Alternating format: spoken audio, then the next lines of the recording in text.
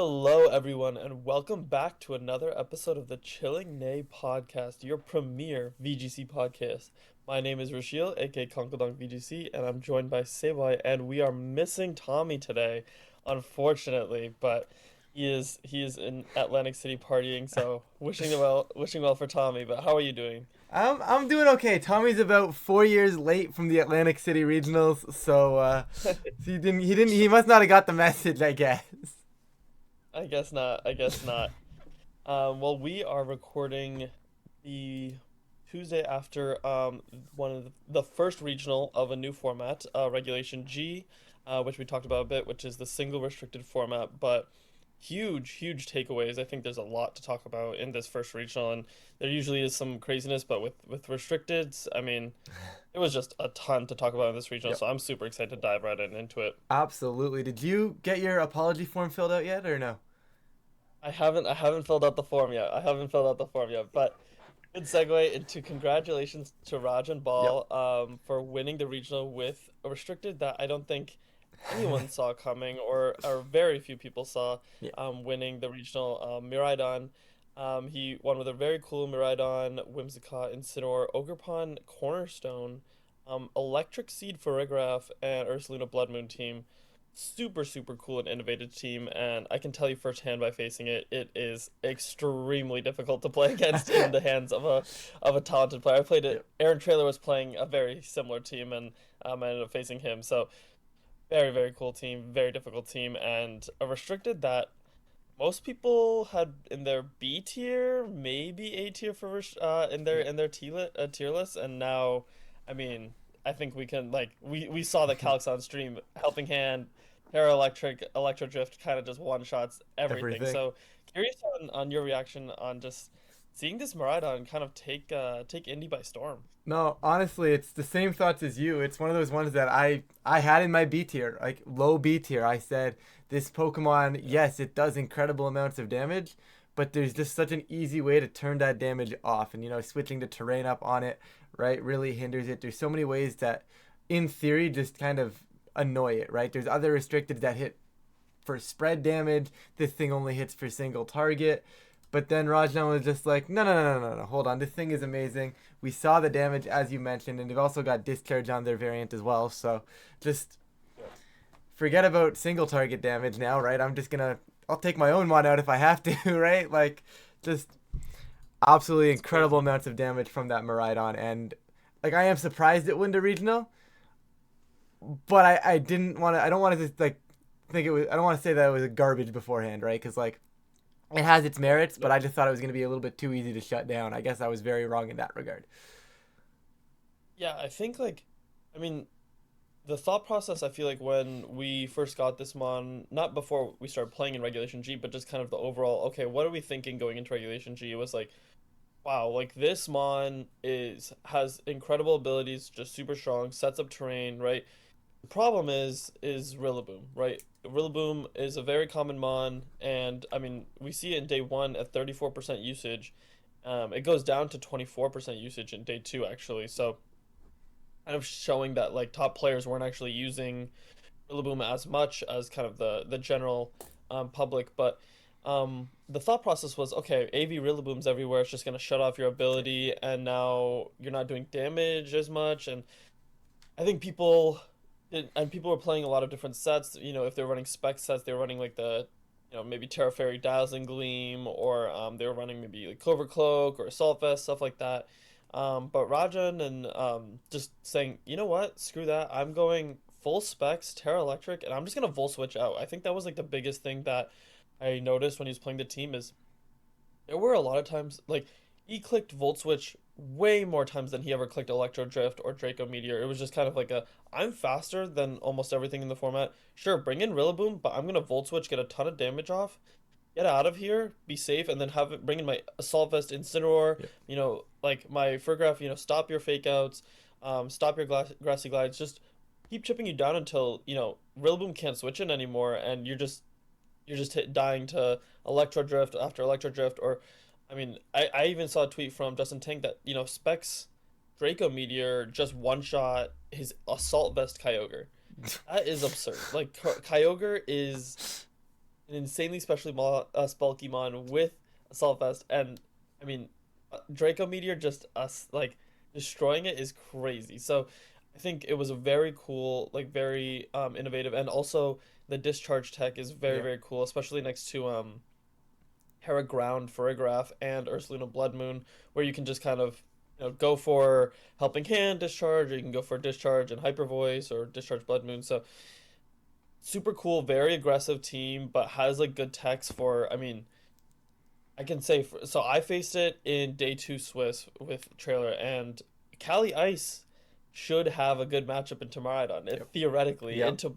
I mean, Blood Moon, Whimsicott, Miraidon. None of those want to take a Glacial Lance, and yet it felt like, what can I even do? Because it was Electric Seed, Foul Play for a Graph. It was Encore and Whimsicott, and I mean, Volt Switch and Electro Drift were just doing over 50% to my Amoonguss. Like that's not like what my resist is Yeah. taking like 60% from a Volt Switch. Like that is absurd. So it's Yeah. just it was crazy crazy damage. And when you Terra Electric, I mean Miraidon, all these restricteds are generally fairly bulky. Like for the most part, besides like stuff like Kali Shadow. But there's Miraidon is a bulky enough mon with Terra Electric. You're eating a Glacial Lance, right? Like you're being able to survive, get another attack off, or just Volt Switch out before you can even get the Lance off, right? So and we saw Rajan play against I think it was Justin Burns he played against in top four if I'm correct. Maybe it was I forget if it was Burns or Leonard Kraft, but both running Cali Ice teams, and he was able to kind of pull off that victory. So I mean, just incredible play, a very cool meta call where I think the biggest one of the biggest reasons it was able to thrive is no ground types. Like there are no ground types in this format Yep. outside of Groudon and like the occasional, very occasional Landolai Yep. on a rain team or something like that. So I think it was a very good meta call where people were just so underprepared for it that it ended up kind of shocking everybody. I agree. Now, the question I have off this is, you think people are gonna go crazy and start throwing ground types on their team now? That's the interesting thing. I feel like when we have like a lower power level where we see okay, maybe let's say like Articuno wins the regional, right? Like okay, now we know that it's a lot easier to switch up your team a little bit to have text for that and then but still play well and like have like not have to change your team drastically. With restricted, it's okay. When a restricted does well, now everyone's trying to counter that restricted, and suddenly that restricted becomes a lot worse. And like we saw in this regional, everyone was trying to counter Cali Shadow. Everyone, everyone, Yep. everyone was trying to counter Cali Shadow, and we don't see a single Calyrex Shadow in top 16, Yep. which is insane. It's Like unheard of. that it is ridiculous for something that is the fastest mon in the format, the strong like has one of Yep. the strongest mons in the format, has a zero like so that's one example of where we saw okay, everyone's trying to counter this mon. Now we have Stockholm this upcoming weekend, LA the weekend afterwards. Are we gonna see a rise in ground types? I feel like it's still tough because what ground types are you really throwing onto your teams besides I mean, Groudon is Groudon. its own restricted spot, so let's I guess put that to the side for a second.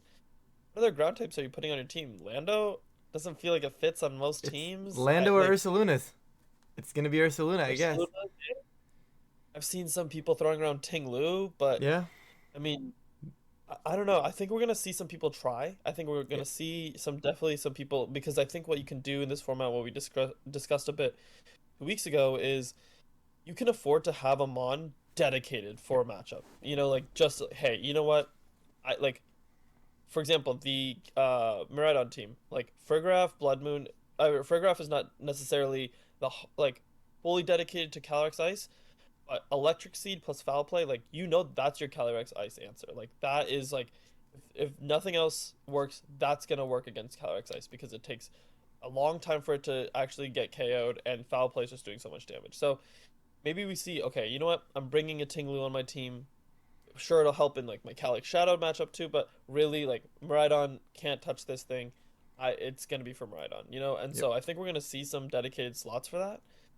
But I think it'll end up leveling out over time. I think this one was kind of a shock to the system. That Miraidon just kind of came out of nowhere and was not only won the regional but two in top eight.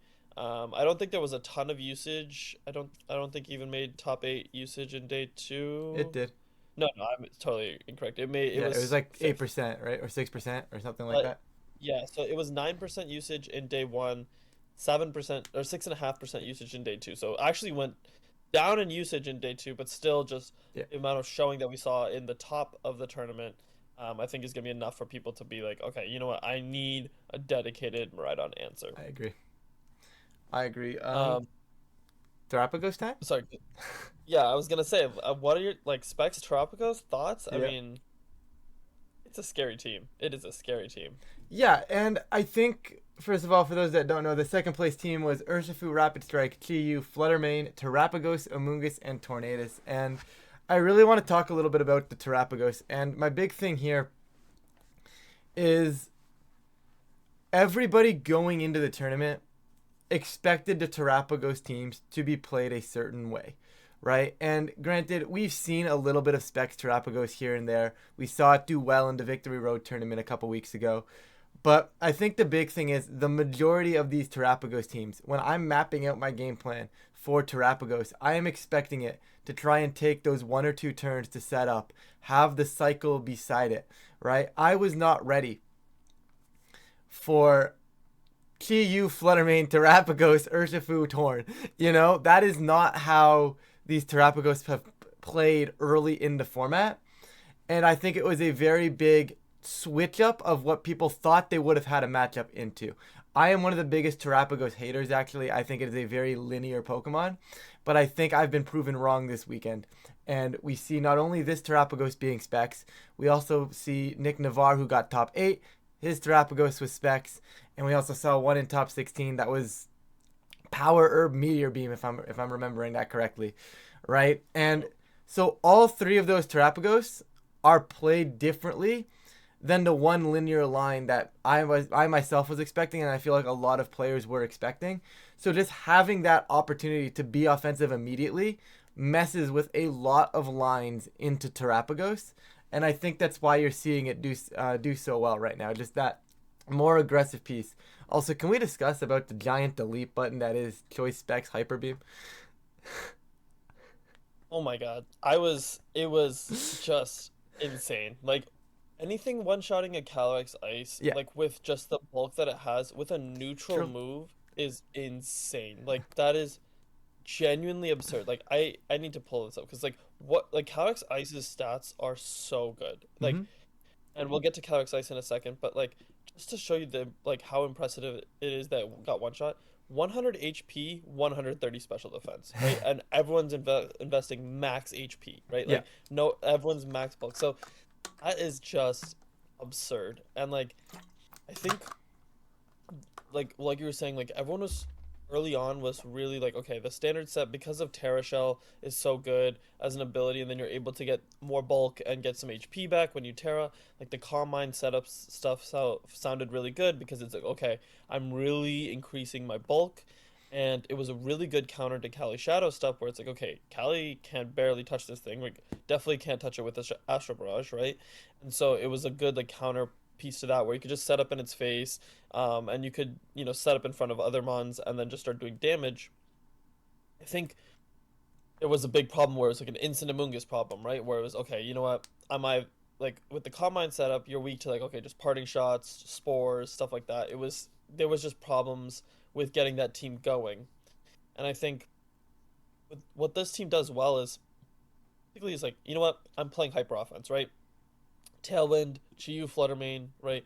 And what hyper offense teams normally struggle with a little bit is okay, if a balanced team can make the right switches, can make the right, stall out Tailwind the right way, then like they don't have enough bulk to last, and suddenly you start to get chipped down, you're not doing enough damage, and you end up losing.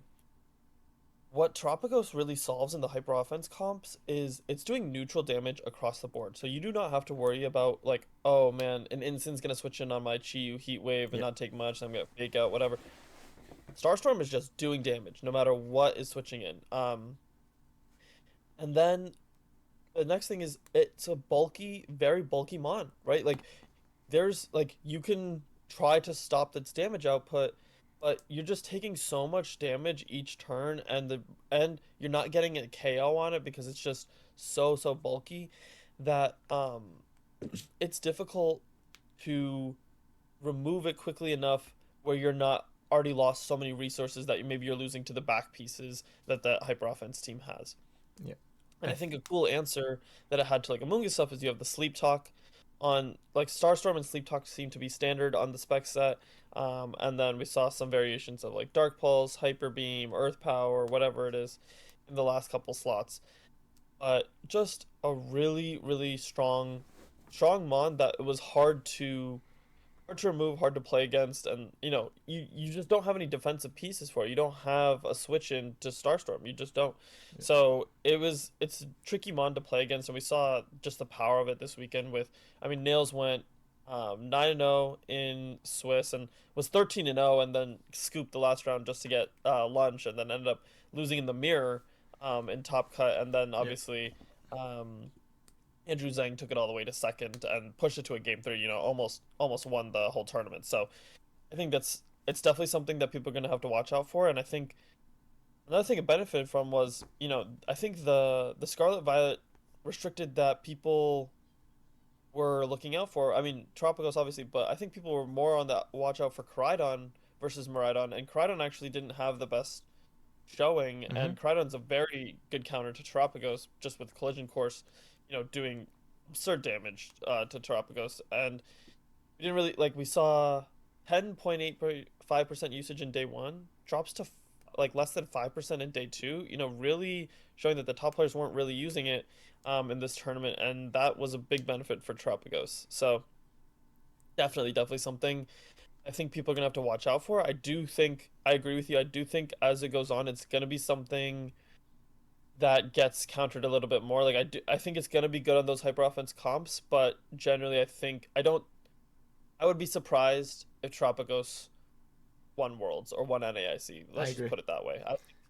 Like maybe has a shot at one of these other regionals, but I would be surprised by that point if it was winning tournaments. Yeah, I agree. I think something else that's really cool on this team, just before we move on, is the safety goggles Urshifu water. Now, Yeah. Instant Amoongus loves to cycle in this format. That is one of the best backbones in the format, right? Mhm. And you basically just shut both of that down, right? They can't put Yep. you to sleep. They can't redirect your surging strikes. You remove the instants from the field. You have a Swords Dance actually as well. Right, so if you can get your Urshifu into a spot where the instant Amoongus is on the field, normally you wouldn't want to be sitting in front of an instant or in front of an Amoongus, I should say, right? And all of a Yep. sudden, you just now go from sitting in front of an Amoongus doing nothing to sitting in front of an Amoongus maybe setting up and then removing the entire board, right? So I think that's a very cool take on the Urshifu slot here. I think you got a lot of Yeah. the times you got a lot of Scarf Urshifu, you got a lot of Mystic Water ones, you got a lot of Sashes. But being able to just ignore that Amoongus as one of the defensive backbones in the metagame is absolutely massive for the team. Absolutely. Absolutely.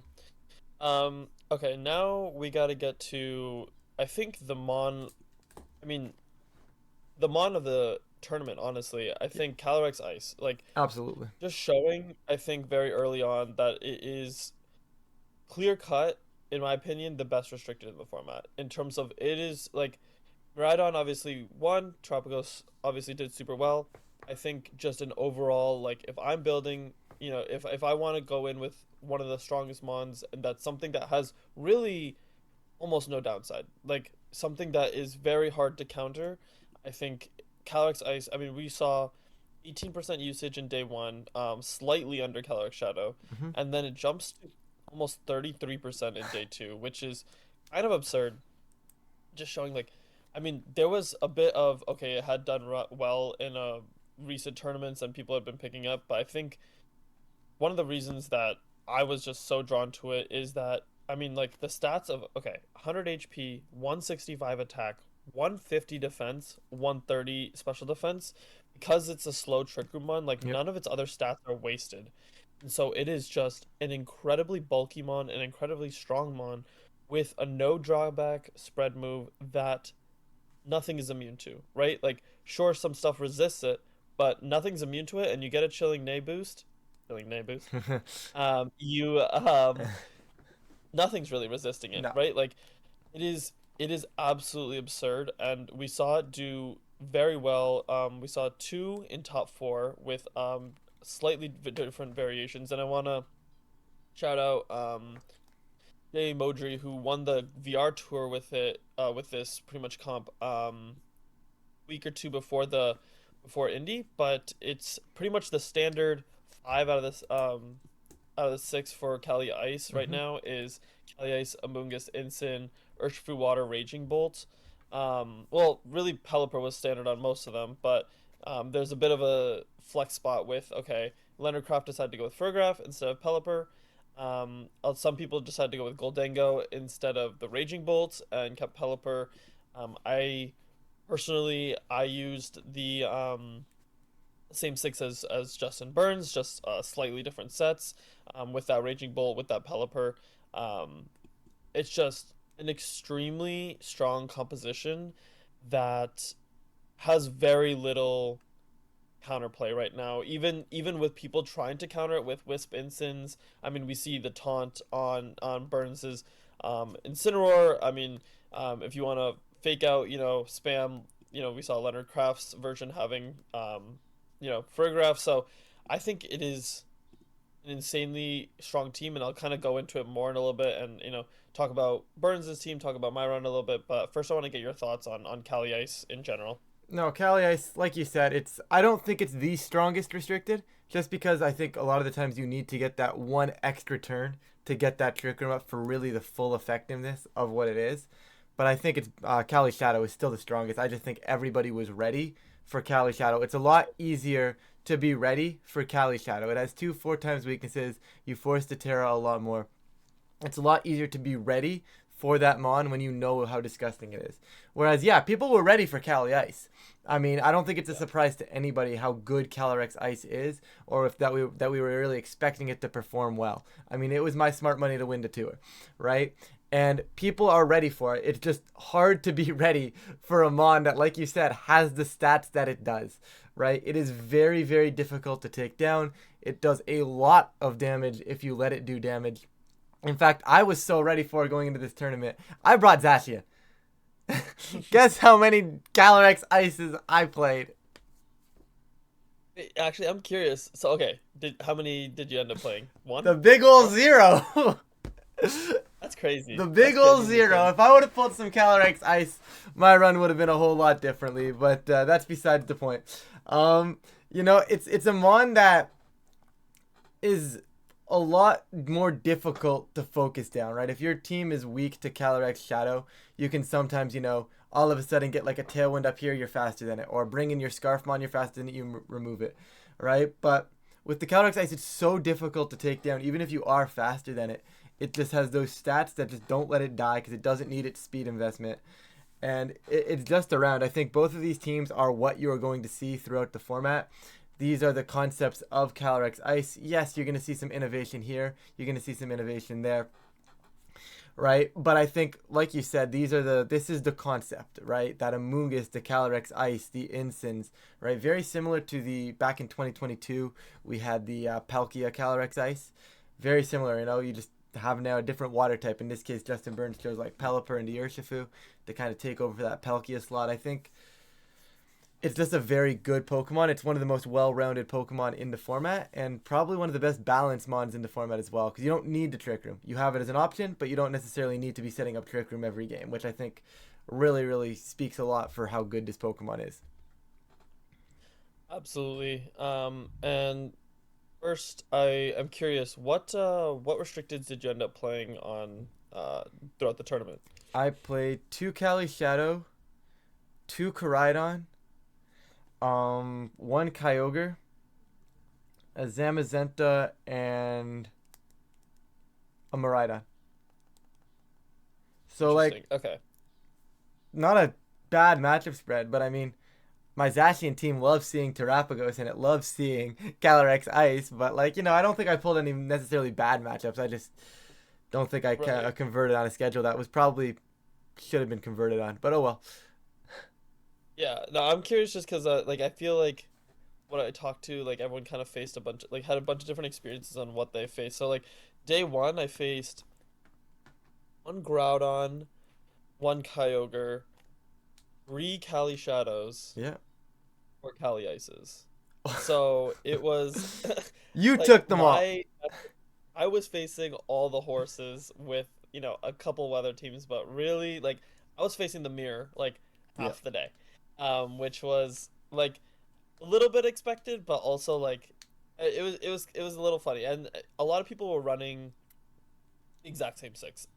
With with that Raging Bolt, the Pelipper, Urshifu, Incin, Amoonguss, Calyrex Ice, and I think first, are you proud of me for being for a balanced berry kind of for a tournament? I think did pretty well, but I think like what the great thing about this mon is like you can just mash Glacial Lance, right? Like Yeah. you don't need to get Trick Room up, and because you have like some modes with like okay, Incin doesn't necessarily need to be in Trick Room, right? Amoonguss doesn't even need to be in Trick Room, but then you have that Scarf or Shifu, that Pelipper, right? Those Raging Bolt, like just pieces that are bulky can sit on the field and just start doing damage, start disrupting.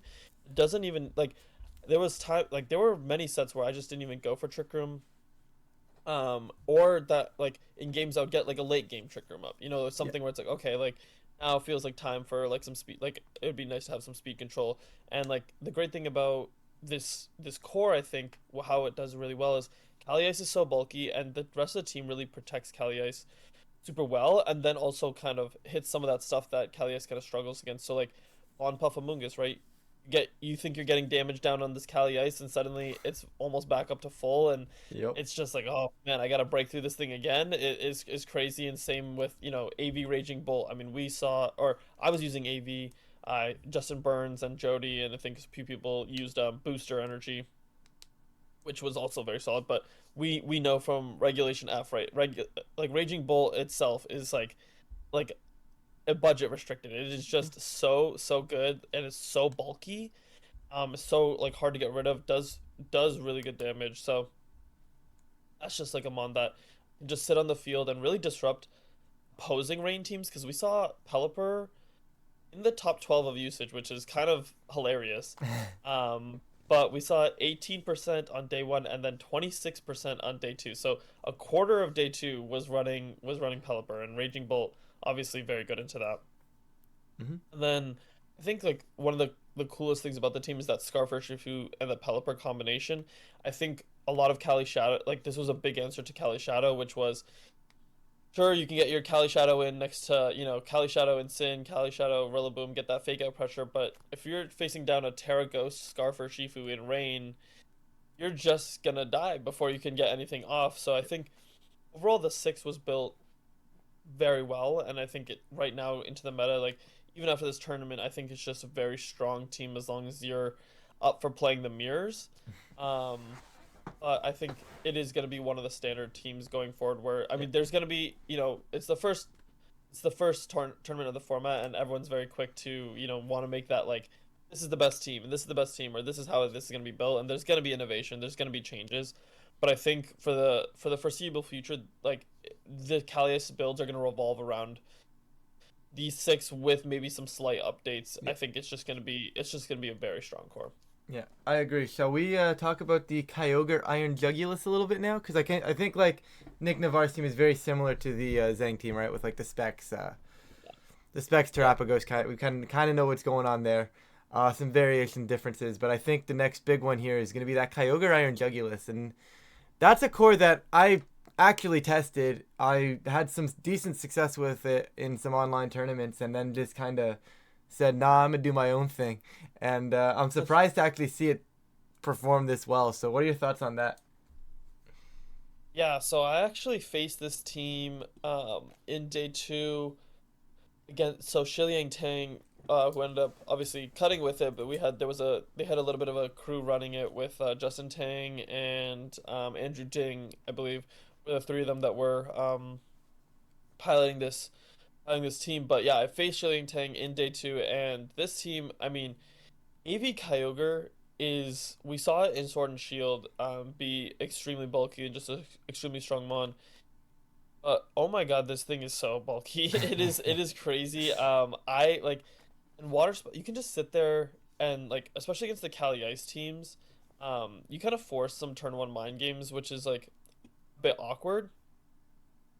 and but you can just like kind of sit there and spam Water Spout or Origin Pulse and not get punished too heavy for it because it is hard to remove that AV Kyogre Raging Bolt. Like when it I I went for a Draco on Kyogre and it did less, like it did maybe 30%. Like it was like crazy. It was like okay, like that's my one of my Kyogre answers Yeah. and this was doing nothing. Yep. And it's just such a, and like obviously it has the Serena to support it in terms of okay, if you want to go for glide or fake out, sorry, can't do that. We have some Terra Grass here to get around Spore because Amoonguss is usually a big problem for some of these rain teams where it's okay, it's a super bulky grass type that can sit on the field, spore you, but can't do that in front of a Terra Grass Kyogre, can't do that in front of a Terra Grass Urshifu. Um, you have Goggles Instant and Serena with Taunt, so a lot of answers into that.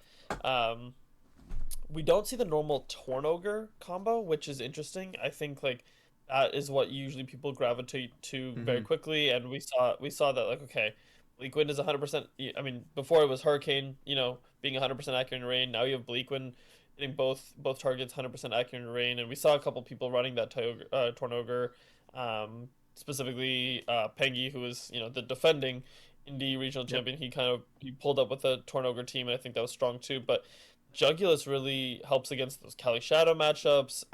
Just pretty good into, the mons like Urshifu, into the Moongus, like those grass types. So very scary team, and I think people were underrating Kyogre for a bit to start the format because there's Raging Bull, Ogerpon, and we talked about it a bit. I think Hmm. where on the last pod where we were saying watch out for Kyogre, and a lot of I don't know about a lot, but there was a good chunk of like the top players that were playing Kyogre and piloting it well and realized it was a good meta call into Cali Shadow, Yep. into those Cali Ice teams, which were obviously the two most popular teams. So I think it was a really good meta call. I don't think Kyogre is going away anytime soon. I do think that we're gonna see that be like a staple in the Yep. format. It's gonna be. I'm not sure. I'm not sure. I would say it's an S tier restricted, but definitely right Yep. underneath where it's okay. Like if you have the right team comp, if you can play it well, it is very strong. Clicking Water Spout and Rain, Yep. you know, I it's agree. ridiculous. I agree. Like it's kind of what we said last week too. It's like there's a lot of counters to Kyogre right now, but it's still a Yep. Kyogre. You're still clicking base 150 water spouts. You're still finding ways to get into those positions. It's just not as simple to get into those positions anymore. But it's still a very strong mod, and I think really what I really like about the AV Kyogre, despite the bulk, yes, that's amazing. It's amazing having the bulk. I think what I really like about that concept is your ability to have the two coverage moves, right? Normally, a lot of the times as Kyogres, you have to pick: do I want Ice Beam or do I want Thunder? And Yep. being able to have both is very, very nice because I think Ice Beam is a requirement. There is enough grass types in the format that you would like to be able to hit for a decent chunk of damage. But then at that point, if you have just Ice Beam and Water moves, any Terra Water Pokemon or any opposing bulky Water type is just kind of sit there in front of you and you can't really do much, right? So having the ability to have that Thunder as well, remove those Terra Waters, remove those flying types a lot more effectively. Like the Urshifu, right? Just remove Urshifu from the field. I mean, I'll where do I sign to allow myself to do that, right? Like, I think having that Thunder as an option is absolutely massive alongside the Ice Beam. I think just having both, being able to utilize both and not being like, oh, I just don't have Protect because you just can't have Protect is a very, very worthy trade off, I think. I like that concept a lot. Absolutely.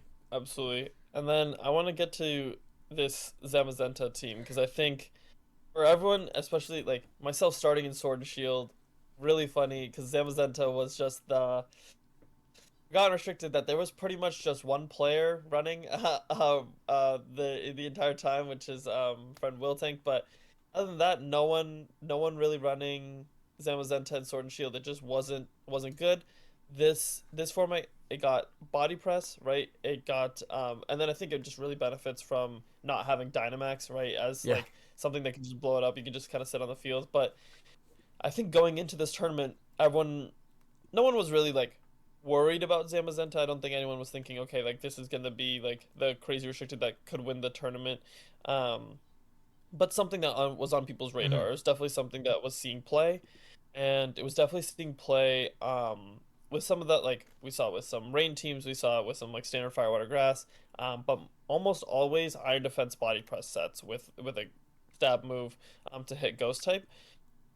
You see on this top 8 team, body press, wide guard, heavy slam, no iron defense. And then we see choice band, Rillaboom, Moltres, like Galarian Moltres, Latios, and then we have Rocky Helmet, Pelipper, and Qianpao.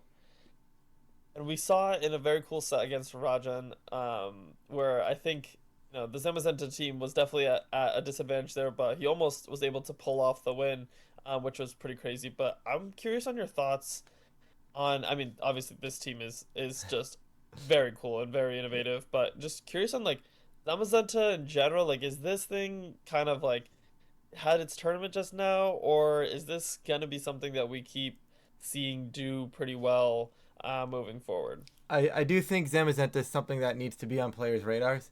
I am not certain. I am still not convinced that this Pokemon is going to win a regional or win a major event.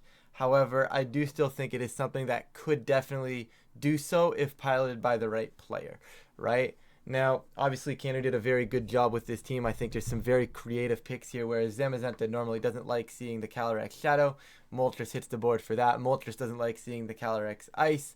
Zamazenta does not mind the Calyrex Ice. It's normally one of the better answers to that, as it normally has the Iron Defense and it can kind of just sit in front of it. However, no Iron Defense here is very interesting, and I wonder. And I was recording my takes on Indy earlier today as well, and what I kind of came up with here was I wonder if it's very similar to the Terapagos, where everybody's expecting it to play in that I'm going to wait a couple turns, I'm going to get a couple body iron defenses up, and then I'm going to start launching body presses. So I wonder if it's in that way, kind of in that concept where all of a sudden Keanu's team here is just, well, now instead of waiting for them to click like iron defense a couple times, they're just sending a little bit of damage with that immediate +1 on the body press, just putting in things a lot of ranges, right? Grassy Glide from Banded, Rillaboom pick things off. Sucker Punch from Shenpao will pick things off, right? Fiery Wrath can spread move and pick things off, right? Once you get a little bit of damage immediately from that Zamazenta, right? That is still very difficult to take down. You don't need the Iron Defense to make yourself tough to take down, right? You're tough to take down regardless. I think it's a very Yep. cool concept, but I don't know. I do think the Iron Defense has a little bit more merit moving forward. But I do think Zamazenta is definitely something that needs to be on people's radars. Whether or not it wins a regional or not is, I mean, yet to be seen. But I don't know if it has the actual punch to finish it off. But it definitely is something to be on radar for sure. Yeah, I agree. I think it's gonna be something that we could see in another top cut, or we could see like littered throughout day twos. But I Hmm. don't. I think it's gonna be it's a restricted where I think there's some restricteds where they're gonna carry you a little bit more, and there's some restricteds where you have to carry them a little bit more. Yep. But there's certain matchups where they're very strong, and I think this one's a little bit one where it's like, okay, I don't have you know 130 base power, 120 base power, spread move them to spamming, or Yep. like it's something where you have to kind of play slow, play methodically, have its partners help out about a lot more than maybe normal for other restricteds. But I think it definitely, we've seen players do and we saw a couple players do well with it in this tournament. I could see it doing well moving forward for sure. Um, all right. So now kind of opening up into just day two thoughts in general in terms of takeaways. I'm curious on like, so some restricteds that we saw that didn't do super well. Koraidon, the Sunsetters in general. Groudon, we saw, I think two in top 32. Yeah, and then one Koraidon top 32. So not Hmm. a ton of Sunsetters. Um, any other restricteds that I'm trying to think that were like top tier threats that we didn't really see. I mean, the I Calyrex think that Shadow, right? We haven't yeah. discussed the Calyrex Shadow. I think we Oh yeah. need. We So like definitely I need guess to so get yeah. into What that. thoughts on Calyrex Shadow moving forward? I think we should probably talk about that first. We're definitely gonna need to talk about that. I mean, I think the weather and the sun kind of having a bad day is a lot of just Yeah. that everybody was kind of on the Pelipper train, I think. And Yeah. once again, Kyogre, we saw Kyogre was it 11% usage in day two or day one or whatever it was, It's a lot higher than I think a lot of people were expecting. So I don't think the Sun teams had a great time between trying to navigate the Kyogre as they're restricted or trying to navigate just that non-restricted kind of answer to them. And I think that really definitely set them back a little bit. So I would be interested to talk about that. But the first Cali Shadow, now correct me if I'm wrong, but is actually in 24th. Is that is that what I'm seeing right? Uh, confirm. Yes. Yep. Okay. But once again, that balanced build of Cali Shadow, I think, right? And good quick look at it. Calyrex, Shadow, Focus Sash, Amoonguss, Urshifu, Incin, Raging Bolt, and Rillaboom. This time opting for the AV Rillaboom and the Booster Energy on the Raging Bolt. Now, guys, I know this thing did not have a good day, right? I think everybody looking at these results goes, wow, Calyrex Shadow had a horrible, horrible performance. Now, I just think everybody knew their lines and their way around Calyrex Shadow, right? Yep. All those Terapagos players naturally have a pretty strong matchup into it. Those AV Kyogres that decided to pop up, they have a matchup into it, right? Even those Trick Room teams that are around with the Calyrex Ice, which normally Calyrex Shadow wants to be beating, they all make sure they're capable of beating that, right? You did not roll up to this tournament with a team if you did not feel comfortable into your Calyrex Shadow matchup, right? And I think that's something that dictates really what we see in front of us here, right? Obviously, the Calyrex Ice is so good that it was able to kind of counteract some of those players that were feeling comfortable into it. And same with the Cali Shadow, but it just kind of fell off. It didn't really go anywhere. I don't think it's a bad mon. I just think everybody was ready for it. Yeah. I think we're gonna see Calyrex Shadow stocks trying to start to go a lot higher. I think especially with some of the things that we saw in Top Cut, right? Like, I mean, obviously, so I think what we saw in Top Cut here, Terapagos, not great for Cali Shadow. Cali Ice teams generally like they know very well what their lines are into Cali Shadow. Mm-hmm. And then obviously AV Kyogre, wide guard Zamazenta here, but I think like because Miraidon did well actually, and I think Cali Shadow does very well into Miraidon because like with that sash and everything, you're just doing so much damage and you're outspeeding, and if you're able to get two Astral Barrages off, now obviously the Miraidon team also has two normal types and a dark type, Yeah. so I think people are gonna have to adjust a little bit. I think like leading up to this tournament, we saw some players, specifically, Joe Ugarte doing super well in online tours with that, standard six build of, what you were just saying, the Kelly Shadow, Incin Rilla, or not Incin, Amoonguss, Raging Bolt, etc. I think we saw like just so much where we're saying, okay, like this is doing well, this is doing well, like everyone needs to have their answers into this specific mons, and then people brought Cali Shadow to this tournament. A lot of people who did well with it brought those six Mons. Then it didn't really because they were able to outplay in day one, but I don't think it converted in day two. When you're in day two, obviously like competition's a bit tougher. Everyone's there for a reason, and everyone has their answers and lines into that team at that point. Makes it a lot harder. So I think there is a bit of that. Okay, we were exposed to it so much leading up to this tournament, Mm-hmm. and everyone, every single tier list was Kali Shadow S tier, everything else is underneath, or Yep. maybe there was something else with it, but that was pretty much what the messaging was throughout. And now the messaging is okay, Kali Shadow is down. Not even the top 16. I think we're gonna see it this weekend do well. I think we're gonna see it do moving forward. I think we're gonna see it balance out a bit.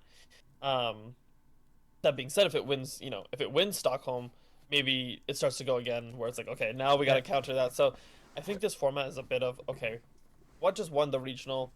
How do we counter that? And that now that restricted is going to go down a bit. I think if we saw Cali Ice win the regional, especially after how much usage we had, I think we see even more just hard countering Cali Ice, and that becomes now difficult for that month. So I think we're gonna have a little bit of this revolving door of okay, what's the stock market of restricteds looking like right now? Is it Yep. stocks up, stocks down?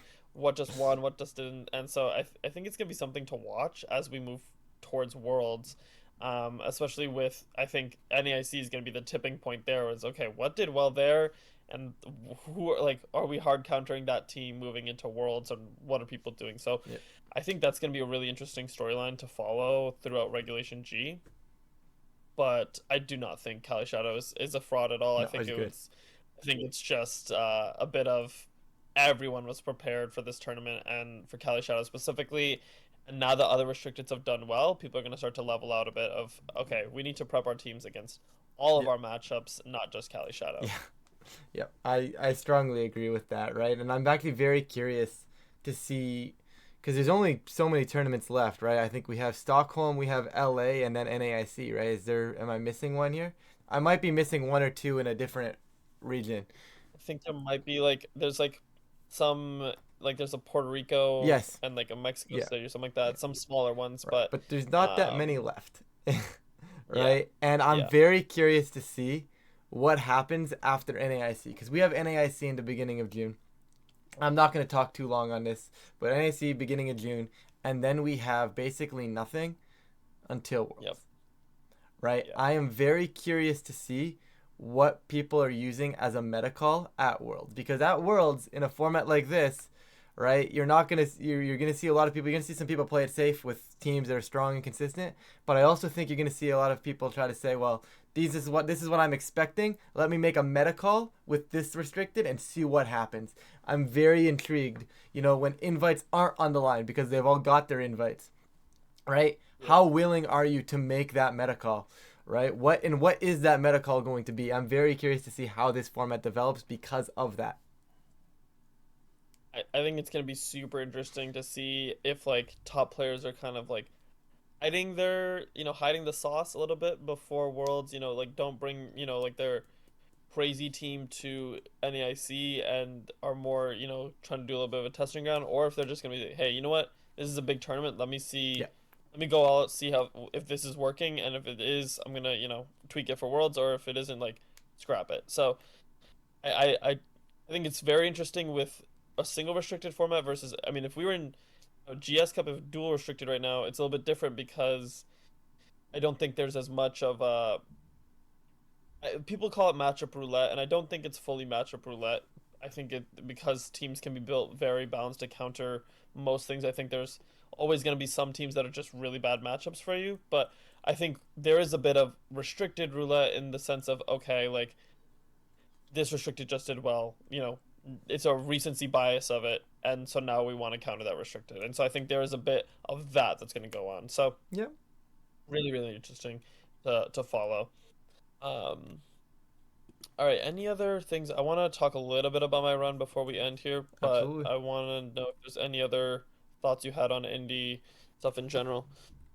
Honestly, I don't see much else. Like I said, there's a lot of similar compositions. Like you start scrolling past 24, almost like every third or fourth team was like, "Oh, hey, look, there's the Calyrex Shadow," right? But like there Yeah, is some similar stuff. Obviously, there was like a Kyurem White that snuck in.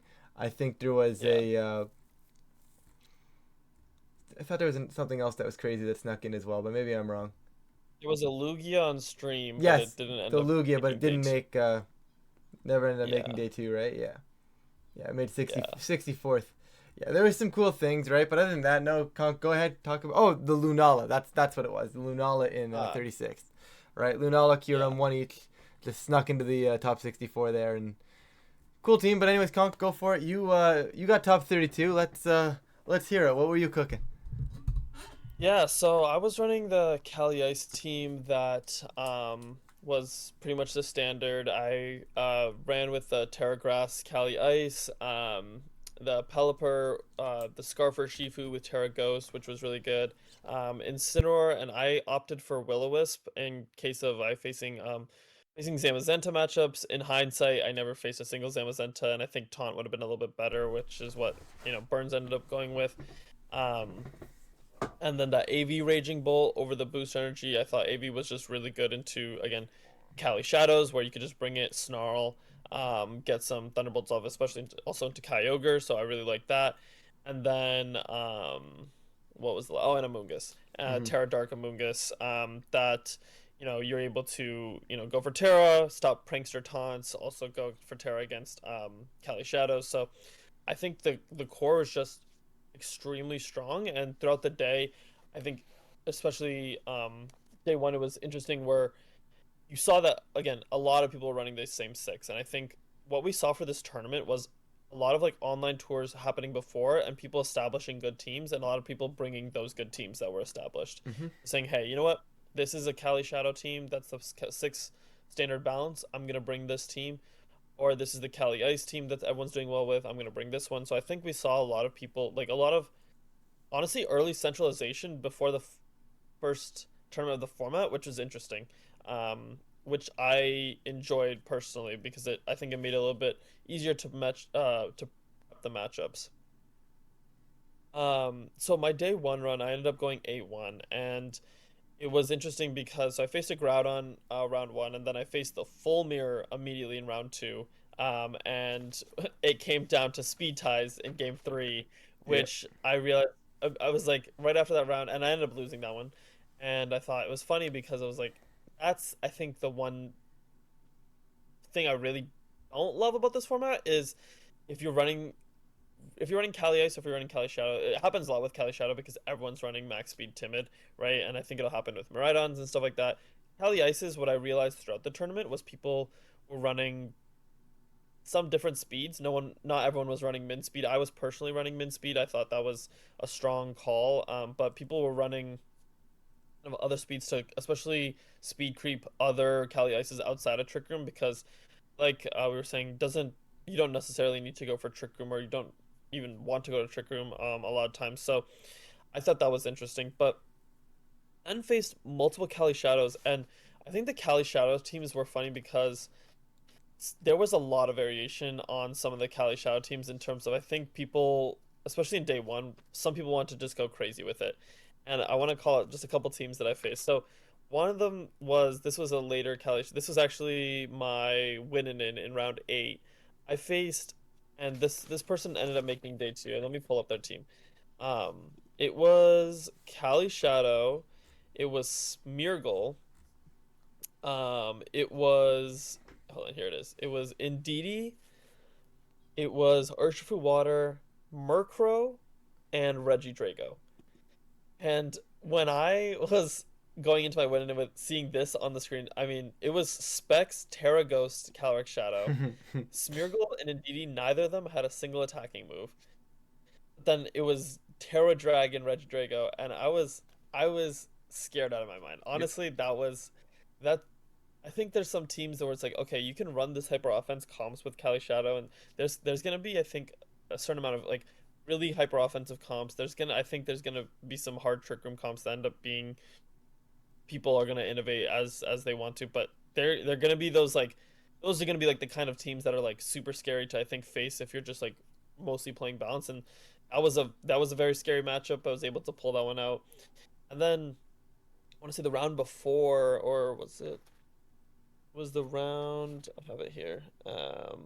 My round six was against Giovanni Costa, and he was running Specs Kyogre, and it was funny because the night before I had Cybertron had dropped a video about Specs Kyogre, and I was watching it before I went to sleep, just to like I don't know watch the mons get in the mood for tomorrow, for the day after, and I was watching it one shot like Amungus's and everything on this video. I was like, if I face this team, I genuinely have no idea what I'll do. Yep. And he wasn't running that team specifically, but he was running Specs Kyogre, and it was absurd. The damage, like I think that's something that I wouldn't be surprised if people start to explore a little bit because the damage output is genuinely absurd. I like game one, turn one, I led Urshifu Water and Cali Ice, Terra Grass, Cali Ice. He led Raging Bolt and and Kyogre, and I predicted that he was gonna double my Cali Ice, so I went for attack with Urshifu. He just thunderclapped my Urshifu, OHKO'd it, and then Terra Water Spout in the rain OHKO's my Terra Grass Cali Ice. Like that's a resist for the bulkiest mons in the format and just destroys me. I just lose turn one. Like Yeah. I'm like, Yeah. Yeah. okay, that's cool. Thanks. I was able to luckily pull out the set, thankfully, but oh my god, that like walking away from the tournament, that was what I think the craziest. team I faced where I was like, this is terrifying. Like this is genuinely terrifying. So I think that's something that's very cool that people might pick up. And then was able to go 8-1 in day one, facing quite a few mirrors, and I think that's something that people are gonna have to really get comfortable with moving forward. Is I think a lot of regulation A through regulation F, not facing a ton, you're not facing a ton of mirrors because everyone has some slightly different formats. Maybe regulation C there was a lot of the Palance mirrors and stuff like that, or the Gyarados, the New Balance mirrors, but generally you're not facing mirrors too often, and I think that's going to happen a lot more in this format where you might see, even if it's not an exact mirror, you're going to see four of the same six, five of the Yeah. same six, which is going to be something that is a skill you're going to have to learn to play into. And what really helped me was that round two loss, I faced the mirror, and I really liked how my opponent played into me and how he played into the mirror, and I kind of took that and was able to utilize that in the next three Cali Ice matches that I had to play. So, um, really learning from those experiences, I think, was something that was super helpful. And then in day two, I faced a Miraidon team. Aaron Trailer, I faced Aaron Trailer round one, and I think that was a case of someone showing up with a team that you just haven't even like close to seen before, and like you just don't even know what to do. And I think that's such a strong ball sometimes, where it's like if the exact opposite happened, right, with the team that Joe Six that was running with the Cali Shadow. Everyone had seen that team and Yep. everyone knew exactly what to do. No one had been playing facing Miraidons, or if they had, it was comps that were not nearly as strong as this that everyone knew how to play into. And so this was just a case of how do I even go about this? And it was very difficult. And I mean, he had a Ditto on his team that ended up copying my Cali Ice as I Terragrassed Cali Ice, which was very unfortunate because then he was just able to Glacial Lance me into oblivion. Yep. Um, so that was tough. But faced Koraidon, faced a Kyogre, which was Chilling Neigh. I did face a Terapagos, which was the Calm Mind variant, which was a lot easier for I think for me to deal with. And then faced one of my friends, Jonathan Zuniga, Janzu, for the win and in for top 16, and he was able to clutch that out with a Groudon team, which was super props to him, as Groudon should have a bad matchup into Cali Ice, but Yeah. he just played super well and had a really good team for it. So I think overall, main thing I wanted to talk about from the run is I was in a very low confidence place, I think, going into or coming out of EYC. So I had, you know, starting this year, I had 6-3 Charlotte, and then I had day two and top 32 Knoxville, and then there was a gap in time, and then I went to EIC and just didn't do well, and came out of EIC and was not feeling the greatest, and then obviously had Indy. And I think the biggest thing that I realized was the times that I actually put in some time and some effort into the game. It's really rewarding knowing that you get out of it what you put into it a lot of times. Not all the time because this game has RNG, has just matchups and stuff like that. But if you don't put anything into the game, you're definitely not gonna get anything out of it. And that's something that I went to UIC with. I just kind of threw together a six, barely playing it, and it just didn't show up. And this one I was, and there's a bit of, I think, playing not to lose versus playing to win and going into a tournament, or having that mentality of I just want to get points. I just want to don't Hmm. bottom out. Like I want to get 6-3 at minimum, 5-4, whatever. And versus like a lot of these top players going with the mentality of I want to win the tournament. I want to top cut the tournament. And I think going in where I was like, okay, you know what? Like I know that this is gonna be my last tournament for a while as I'm taking a break in for IRL stuff just for because of life stuff. But knowing that okay, I want to put my all into this because I have nothing to fall back on. Like I don't want to be the mentality of what, as long as I don't bottom out, I'll be fine. And so I think that was something that I really wanted to just kind of communicate. I thought about really recently was if you go into it thinking, okay, you know what, I'm gonna put my all into this tournament and try to go as far as I can. And if it doesn't work out, you can kind of self-reflect. Hey, you know what? It's gonna suck more because you can't really like I think sometimes this is something I catch myself doing is okay, I'm not gonna put the full effort into it so that I can kind of fall back on the excuse of you know what, it's only because I didn't put the full Yeah. effort in, like I'll do it next time and I'll win it. And it sucks when you do put your full effort into it and it doesn't go your way. But then I think you get a better reevaluation of, hey, okay, it didn't go my way. This is something I need to work on. I need to fix this and this, and it's a hard thing to kind of, you know, face at times, and that's something that I had to do some at certain points this season where it's like, you know what, I'm not gonna have let myself have that excuse. Like, I'm just let me go all out for this one tournament at least and say I put my all into it. And if it doesn't go well, I know what I need to get better. But if it does go well, even if it does go well, like even coming out of this tournament, I was like, okay, it went well. I went 8-1 day one. I went 2-3 day two. Right. Yeah. It was something where I definitely had a good shot at cut after day one, and it just didn't go my way.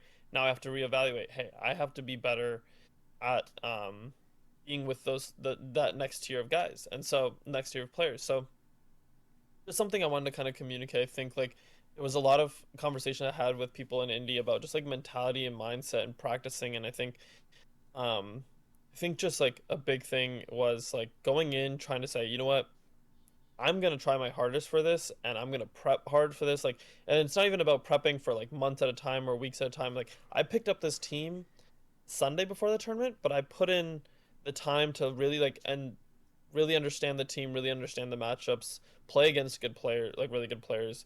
Um, so that's something I wanted to communicate. But overall, I'm extremely happy with this run. I think I love Cali Ice. I loved it back in Sword and Shield, love it now, and I just think super awesome team. Very grateful for my experience at Indy, and for some reason, all my day twos are in the Midwest, which I have to now wait for the Worlds to be in like Chicago or something. That seems like that's the only way I'm gonna win. So, please advocating for that. But because I've had Milwaukee, Knoxville, and now Indy, so some in that area somewhat is where I do my best. But Yep. yeah, super happy with that run. And yeah, so we're pretty much wrapping up our time, but any last thoughts or anything before we kind of log off here? Honestly, not a lot. I mean, I think a lot of what we saw is really kind of what we expected, outside of like the big Yeah. major things that we really talked about here, like the Miraidon winning, the fall off of Cali Shadow. It's a fraud, I swear. No. Um, right, just stuff like that, right? Those are really the surprising factors, but like the the onslaught of Calyrex Ice, I mean, we kind of all expected. Terapagos performing decently well, not too surprising, right? Like we saw a lot of what we Yeah, expected, saw a little bit of what we didn't really expect. I mean, Koraidon I think is my biggest one. I am curious if that Pokemon is indeed a fraud or not. I mean, is me it too. people were hyping it up, but is it even that good anymore? Like I don't know anymore. It's I'm very interested to see how some of these restricteds that we saw have success in online tours that didn't really translate to indie. See how that continues and see how I think we're gonna have a bit of this meta pressure cooker with like a bunch of regionals in succession with online tournaments. So Hmm. super curious to see who's on fraud watch and who's not. But as always, we will keep you updated, and next time we talk, I think we'll have a few more regionals under our belts in Regulation G. So we'll have a lot to talk about in terms of meta development. Um, but as always, I think we're gonna wrap it up there. Thank you everyone for listening, and hope you all enjoyed. And good luck to everyone in terms of I know we're in the home stretch of closing out Worlds invites Yes. and just playing your last tournaments of the season if that's the case. And hope everyone does well. So good luck to everyone. But Yep. that is it for us. So thank you everyone for listening. Yep. See you guys. And because Tommy's not here, love you.